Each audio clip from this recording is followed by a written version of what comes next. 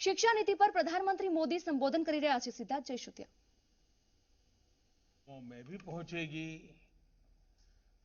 गरीब के घर तक पहुंचेगी। गरीब हो, अमीर हो, गांव हो, शहर हो, हर किसी के, हर जगह के बच्चों को मिलेगी। मूलभूत शिक्षा पर ध्यान इस नीति का सबसे महत्वपूर्ण पहलू है।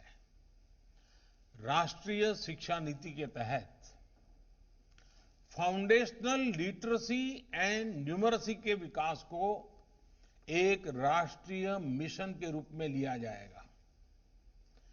प्रारंभिक भाषा का ज्ञान, संख्या का ज्ञान, बच्चों में सामान्य लेख को पढ़ने और समझने की क्षमता का विकास, ये बहुत आवश्यक होता है। बच्चा आगे जाकर रीड टू लर्न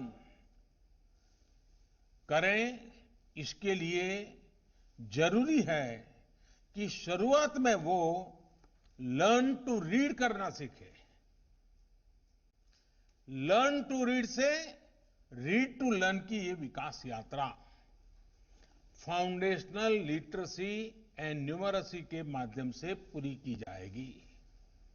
साथियों, हमें यह सुनिश्चित करना है कि जो भी बच्चा तीसरी कक्षा पार करता है वो 1 मिनट में 30 से 35 शब्द तक आसानी से पढ़ पाए। इसे आप लोग ओरल रीडिंग फ्लुएंसी कहते हैं।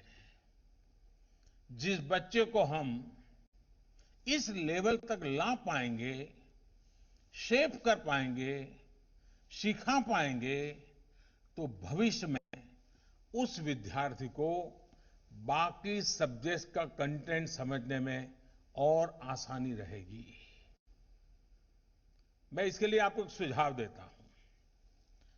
ये जो छोटे छोटे बच्चे हैं, उनके साथ और 25-30 उनके दोस्त भी होंगे क्लास में।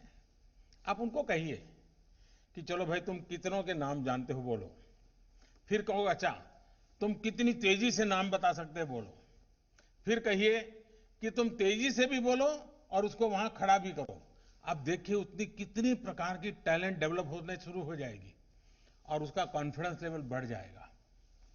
फिर वही बातें बाद में लिखित रूप में रख करके उन्हीं अपने साथियों के नाम, चलो भाई तुम इसमें से किस किस के नाम बोलोगे, पहले फोटो रख करके दिखा सकते हैं, फिर शब्द लिख करके रखा सकते हैं।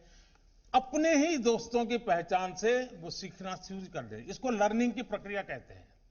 इससे आगे की कक्षाओं में स्टूडेंट्स पर बोझ भी कम होगा, आप शिक्षकों पर भी बर्डन कम होगा। साथ ही बेसिक गणित जैसे counting, addition, subtraction, multiplication, division, ये सब भी बच्चे आसानी से समझ सकेंगे। ये तब संभव होगा जब पढ़ाई किताबों और क्लास की 4 दीवारियों से बाहर निकालकर वास्तविक दुनिया से जुड़ेगी, हमारे जीवन से, आसपास के परिवेश से जुड़ेंगी। आसपास की चीजों से, रियल वर्ल्ड से बच्चे कैसे सीख सकते हैं, इसका एक उदाहरण ईश्वर चंद्र विद्यासागर की एक जीवन कथनी में, कहानी में देखने को मिल रहा है। कहते ईश्वर चंद्र तो હતા અત્યાર સુધીના